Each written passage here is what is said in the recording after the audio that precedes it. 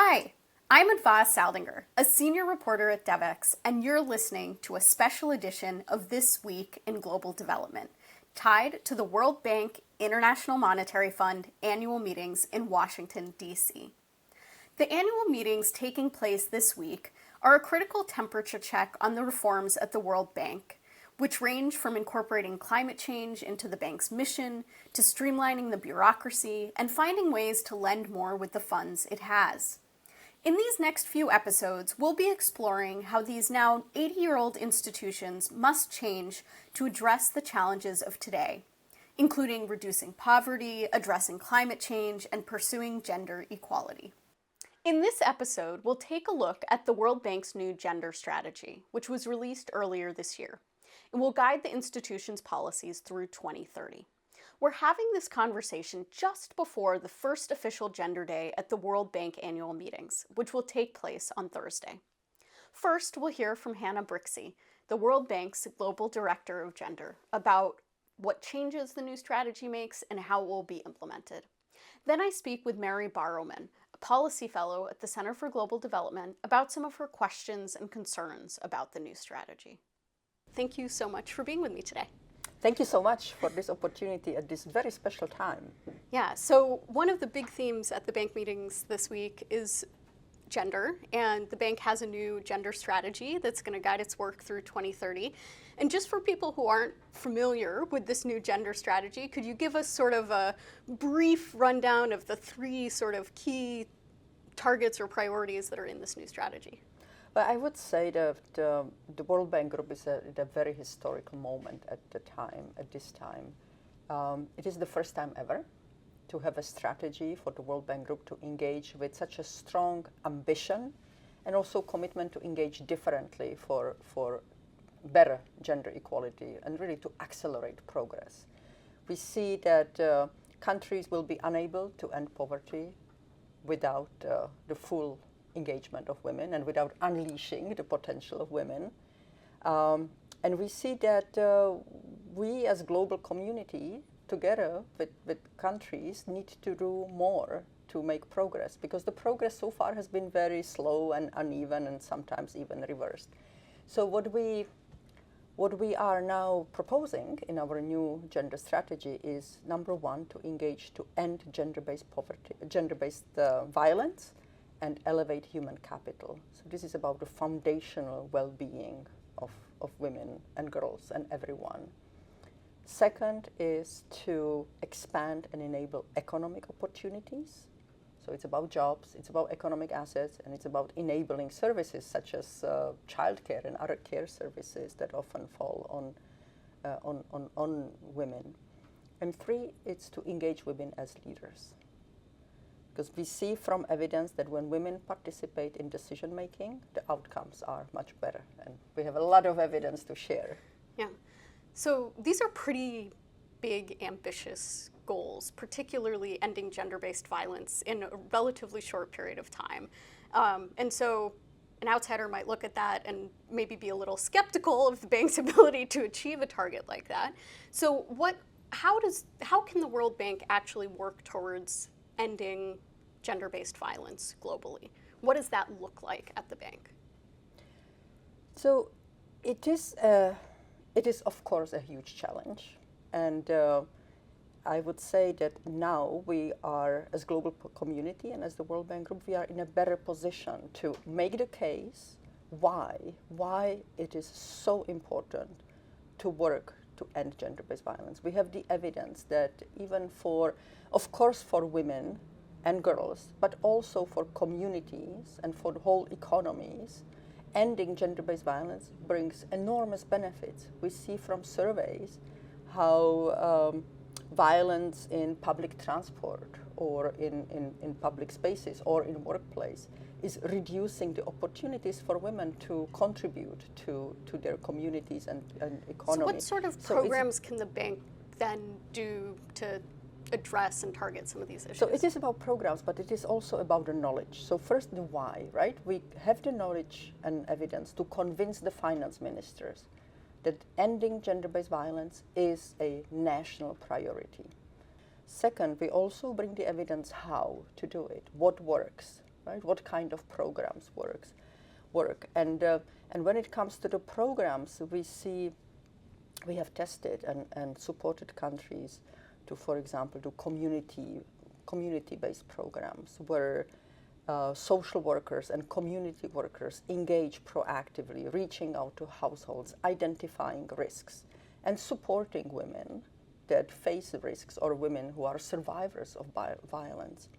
We also see programs that empower women economically and thereby reduce the risk of gender-based violence. So programs like social protection with economic inclusion, where women receive cash transfers, they receive some information, training, how to improve their livelihoods, they receive some grant, like small asset that can help in their livelihoods. And we see from evidence that when women have the support to engage economically and build livelihoods, that the power balance within households and within communities shifts in their favor and violence is reduced. No, and I've seen that firsthand. One of the early stories I wrote as a journalist, it was while I was still in university, and I wrote about a microfinance program that targeted also, alongside providing finance, gender-based violence. And so this has been something I've seen over about 2 decades now in my reporting as well. I guess one of my questions is, you have this new ambitious strategy, and so part of that question is then, will there be new resources in the bank? Is the bank going to spend more money on gender programs? Does this new strategy come along with, a greater piece of the spending pie? This new gender strategy means that in everything the World Bank Group is doing, there will be stronger emphasis on gender equality, stronger emphasis on girls, on women, and on gender equality for everyone. So it is not add-on, it is really part and more part of what we do. And this is true in analytics. So some of the World Bank Group analytics are very influential on policies that governments or the private sector adopt. So does that mean like more gender disaggregated data? It means better data, yes. And you can see, for example, the Women, Business and Law, how that has been now increasingly used to inform policies and reforms. But it is also about our reports like Growth and Jobs Report, right?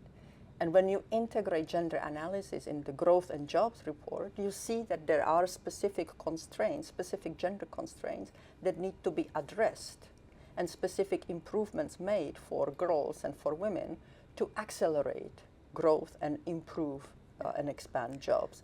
So it's about the analytics, integrating gender analysis in everything what we do. It is about doing more on institutional and policy reforms. So, for example, fiscal reforms, integrating gender dimensions in government-owned fiscal, public expenditure, public revenue reforms. It is about programs at scale. So more of programs that empower, for example, adolescent girls, and we see those especially in Africa, in sub-Saharan Africa, in countries like IDA countries like Mozambique or Togo, where multi-sectoral investments are used to empower adolescent girls, bring and keep them in school, incentivize households to send girls to school, bring also other services like sexual and reproductive health services, build awareness for adolescent girls, for adolescent boys, and within households about the kind of services that exist and adolescent girls should have access to. Also work toward reducing child marriage. So these are comprehensive approaches that are now increasingly used, and there is more investments into these programs. So you talked about some programs in IDA countries, and the upcoming IDA 21 replenishment, their policy documents are sort of out there, and I've heard from several people some concerns actually that the sort of emphasis on gender is being walked back in this IDA because there aren't specific country level commitments. And so I'm curious your thoughts on that. What I've heard from people is that yes, the gender strategy can be a useful tool, but if you don't have those sort of specific targets, then it's going to make it harder to actually make progress on gender. And so I'm curious how the gender strategy and gender is going to work in the new IDA? So I'm really enthusiastic about the alignment between IDA 21 and the ambitious gender strategy of the World Bank Group. IDA 21 is a key vehicle for implementing the gender strategy in IDA countries, and there is a strong commitment that is proposed as IDA 21 to truly implement the gender strategy in all IDA countries. So that means in all IDA countries there will be the integration of gender analysis in the core diagnostics in the countries. There will be effort to prioritize specific gender equality outcomes in the country partnership framework. There will be effort to more systematically support countries in institutional and policy reforms toward gender equality, and there will be more programs at scale toward gender equality. Now, this is a much more ambitious approach, and it's also an approach that allows countries to prioritize what makes most sense in their context. So instead of having 8 or 10 different targets and then trying to balance which countries should do what, it is much more strategic to commit, to implement and support all countries toward better gender equality outcomes, but then to work with the countries which specific outcomes make most sense. So for example, in many countries in sub-Saharan Africa, it would be around sexual and reproductive and maternal health services and awareness and overall the health outcomes. In countries like Tajikistan, it may be more about supporting women entrepreneurs and expanding financial inclusion. So having a concerted effort to help countries identify, make the case, and then identify the specific priorities, and also identify and work with them to address the specific gender constraints that matter most. Yeah. So one question, both in IDA, but generally in the implementation of the strategy, is how do you ensure accountability? How do you ensure that this strategy is actually being implemented? And then what sort of transparency is there around, the rest of the world being able to see that the bank is making progress towards these ambitious goals? Again, there is a great alignment between the new gender strategy and other efforts that are underway as part of the Better Bank. So one of these efforts is the new scorecard, which was launched just last week. You see that as part of the scorecard, there is an indicator that measures the numbers of beneficiaries benefiting from actions toward gender equality. We will be also disaggregating this indicator, so specifically how many beneficiaries of actions to improve sexual and reproductive health, numbers of beneficiaries to improve economic opportunities for women, numbers of beneficiaries of actions toward women's leadership. So there will be disaggregation. So we will be able to show and report the numbers of beneficiaries expected from all operations in the portfolio of the World Bank, and also the beneficiaries who actually will be reached by the end of each fiscal year. Now, in addition, there is also the results framework of the new gender strategy, which complements the scorecard. So we will be measuring the share of country partnership frameworks that prioritize gender equality outcomes. We will be measuring share of countries that implement World Bank operations that focus on gender equality outcomes. So not only have a component, but actually the whole operations focusing on gender equality. Interesting. We've talked a lot about sort of what the gender strategy has to say on women and girls, but I'm curious how it applies to LGBTQ people as well, because I think often when we talk about gender, we talk about sort of a wider aspect of gender equality. And so I'm curious how the policy will apply to how the bank addresses LGBTQ issues. And obviously right now there's this, very live issue of funding to Uganda, which last year passed an anti-gay, anti-LGBTQ law, and following that, the World Bank suspended any new funding. But I know there's been discussions to see if with safeguards the World Bank could restart funding. So I did want to ask sort of where things stand on those efforts, and then how the gender strategy guides the bank in dealing with countries who maybe have different laws or views about issues related to gender. It is about women and girls, but also in some situations there is recognition that actually men and boys are the vulnerable groups. Sexual and gender minorities are part of the strategy, addressing their needs and vulnerabilities. Right? The implementation, for everything the World Bank Group is doing, the implementation is country-led. So it's a country-led engagement model.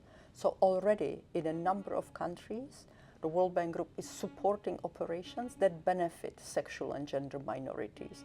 There have been recently operations in Argentina that support housing and engage against discrimination in housing for sexual and gender minorities. In the strategy, you will also actually find, you asked earlier about the accountability, so you will also find the results framework, right? So everyone will be able to see what the World Bank Group is committing to, what it will measure, and through the scorecard and through the reporting on the strategy results framework, you will see the results. So the accountability will be there. And in addition, of course, there are other mechanisms such as the environmental and social framework, which commits the World Bank Group to toward inclusion or non-discrimination, and that's applied in all countries. So, and that's also the case in Uganda, but there are measures taken in the context of the environmental and social framework. And on Uganda, is there a sense of whether the World Bank will restart funding with safeguards? I know there's organizations that are very concerned that any sort of safeguard won't be enough given the nature of the law and the really severe punishments, and that people could really be targeted. So I'm curious where things stand with those discussions at the bank. I'm proud that the World Bank is engaging very closely with civil society organizations and is consulting with many organizations, and also, of course, working closely with the government to find a solution. But you can't give us any updates on where those discussions are? No, discussions are underway. Okay. So I know that one of the big focuses this week on Thursday is going to be gender, and having it's sort of Gender Day at the bank meetings, right? And I'm wondering if you can give us a sense of what people can expect and whether you sort of see this as a launching point for this strategy, and then what happens next. So this is the first time ever that annual meetings will include Gender Day. So this will be on Thursday, and starting with a public event, flagship event at 9 o'clock in the morning with President Banga and distinguished representatives of several governments, and focusing on the transformational impact that women have in the economy, and on the why and the how to expand and economic opportunities for women. And I'm excited that also the event will serve as a platform for President Banga to announce specific targets for the World Bank Group to engage at scale in areas that are transformational for women's economic participation. So I would suggest that you and interested listeners tune in, because it will be an exciting event, and not only that, but it will be again a historic moment for the World Bank Group to announce specific targets to commit the institution toward gender equality. Great. Well, we'll have to stay tuned to find out the breaking news on Thursday on these new gender targets. Hannah, thank you so much for joining me. This has been a wonderful conversation. Thank you very much. So looking forward to then maybe speaking in a year time so we can discuss the implementation of the strategy and the figures already that will be reported that will show how transparently the strategy will be implemented. That would be great. I look forward to it. Thank you. Thank you. It's always interesting to hear from the bank about what's driving their decision making and how they are selling a new policy. But I wanted to hear from an outside expert about the good, the bad, and the questionable when it comes to the new gender strategy. So I spoke with Mary Borrowman, a policy fellow at the Center for Global Development, who has closely tracked and been involved in consultations about the new gender strategy. Here is that conversation. Mary, thank you so much for joining me today. I'm thrilled to be here with you to discuss this. So I wanted to just start by getting your take on the World Bank's new gender strategy. It's pretty wide-reaching. It's got some incredibly ambitious goals, like ending gender-based violence by 2030, which is not very far away. And so I'm curious your take on this new policy. Is it a step forward in terms of how the bank is addressing gender? What do you think is good about it, could be better? Yeah, thank you for that question, and I agree. I think it's a very broad strategy, right, with a lot of ambitions, as you said, and was a result of a lot of consultations, which I participated in kind of various different settings. I think that there are some really positive things. I think there are some kind of missed opportunities, and I think there are some areas where I'm not sure if the bank's playing perhaps like its comparative advantage in areas of the most impact. So in the positives, there's an expanded focus on care services and really using kind of, not explicitly, but a lot of the content of kind of like 5R framework of care. That's been really important in terms of recognizing, rewarding, redistributing, there's representing, and one more that's not coming to mind right now. But basically, it's a really, really important structural component. They've built that out a lot more in the strategy. Also, this strategy includes sexual and gender minorities, which I think is an important step forward, though I worry quite a bit about the accountability to that in the overall framework.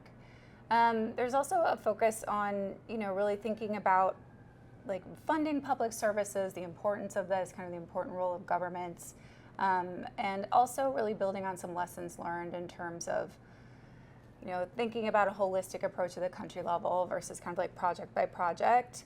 And then taking forward, they have this gender tag approach and flag approach that is at the project design stage, but wasn't tracked through to implementation. And so they're going to try and do a better job of that now.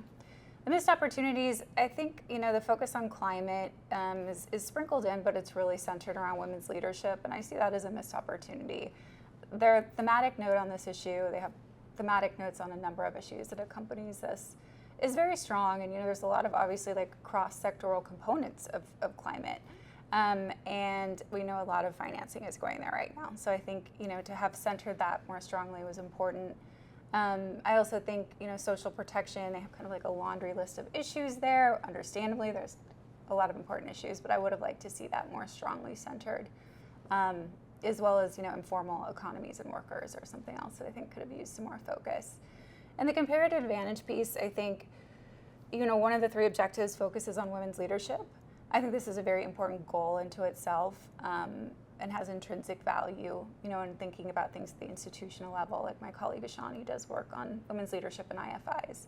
But in thinking about, I'm a macro development economist, so thinking about the greatest levers for change, right, the most important issues in women's lives, I question whether or not that's going to create the most impact, versus putting resources towards things like social protections and resilience, jobs, like building up that kind of livelihood base.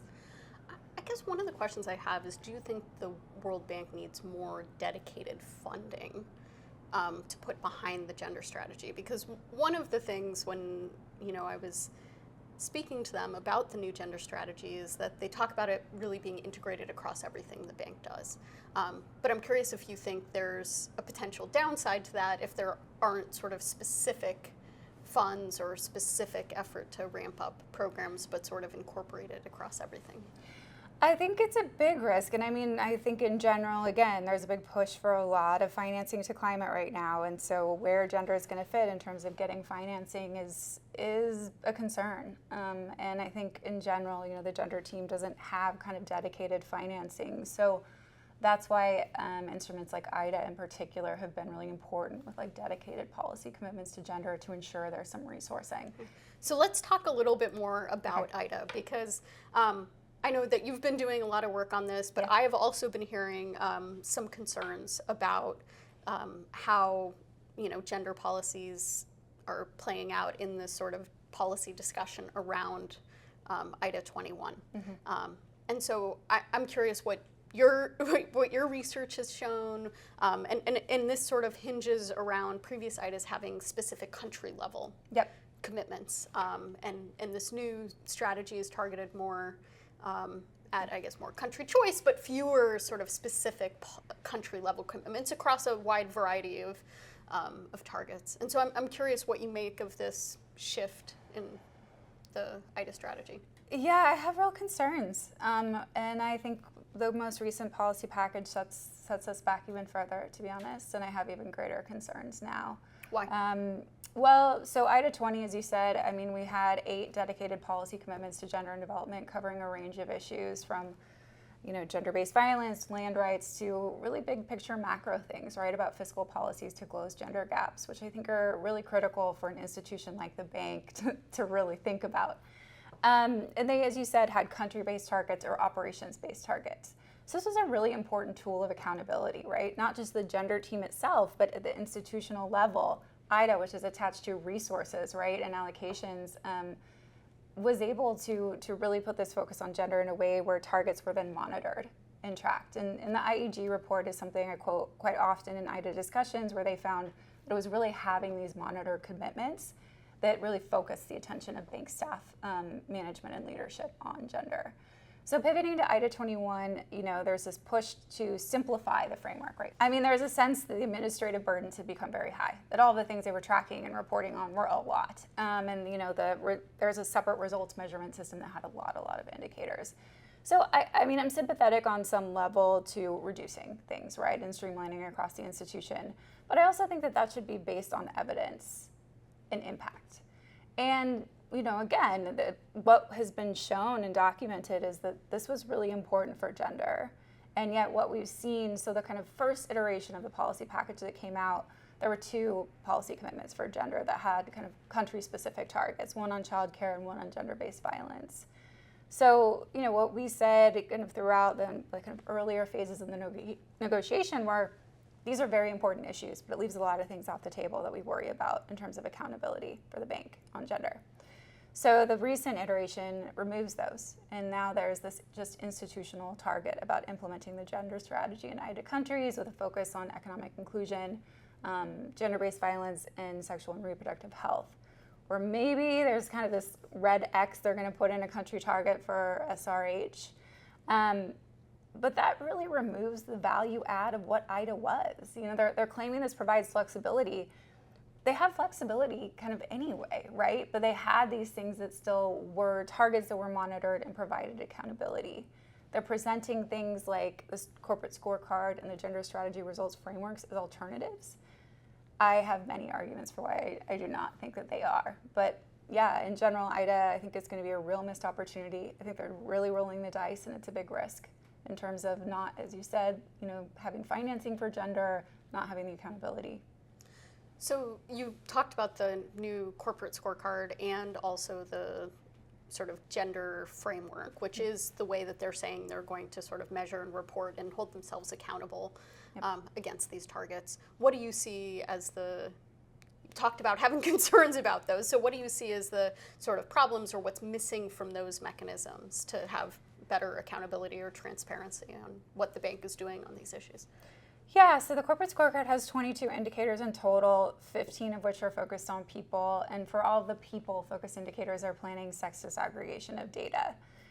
Now, 2 indicators are gender lens specific. So one is millions of people benefiting from actions to, I think the wording is expand gender equality or advance gender equality. So very broad. And then looking at economic opportunity as a subset of that. And another is on financial inclusion. The gender strategy results framework adds some other kind of sub-indicators to the overall gender equality indicator.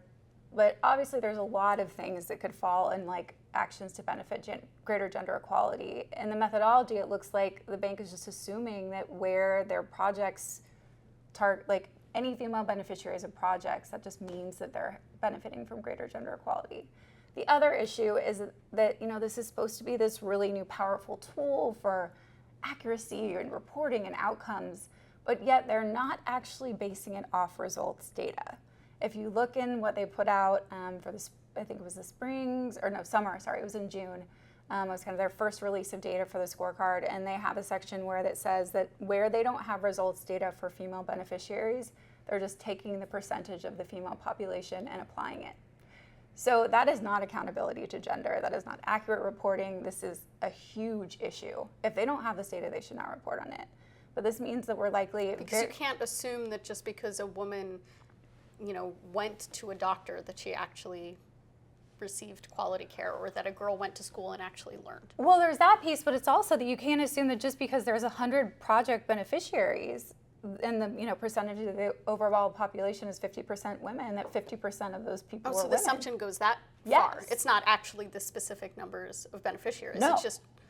And, But that's probably... I don't know. Does the data even show that you could say that that's accurate? Because I think a lot of programs probably have more male beneficiaries, right? We know that there's, documented, widespread exclusion, not, specific to the World Bank, but in general, it's more difficult to reach women with programs. Often they're not designed with, gender responsive policies in mind. Even the way that the gender tag worked before, they found that they were, you had to identify a gender gap, come up with a policy approach to kind of make progress on that, let's say, and put an indicator in the results framework. And when the IAG looked at that, they found that 75% of projects weren't actually tracking that. So this assumption that projects are just going to equally benefit women is hugely problematic, and I see it as just completely inconsistent with what the bank's saying they're trying to do in terms of this focus on results. So that kind of leaves us without much of anything, right? We can't trust the data in the corporate scorecard or the results for the gender strategy, even if the indicators themselves could provide us some valuable information. And then we might have a target for SRH and IDA.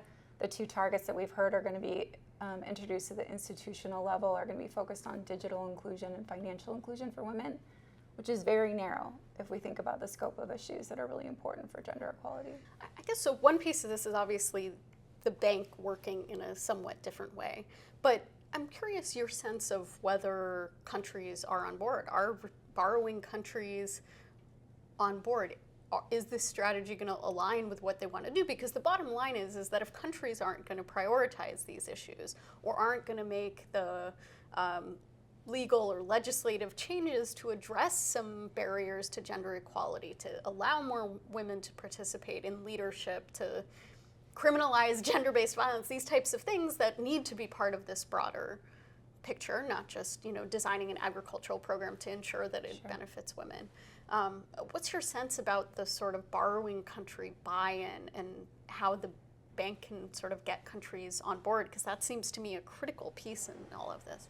Absolutely. I think getting countries on board is really, really critical. And obviously, the landscape is quite varied, right, across the different countries, especially I think within, IDA countries, but not specific to those.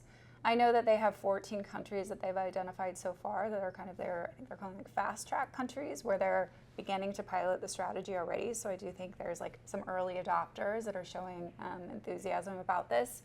So there are countries where, I think it's going to be an easier sell, let's say.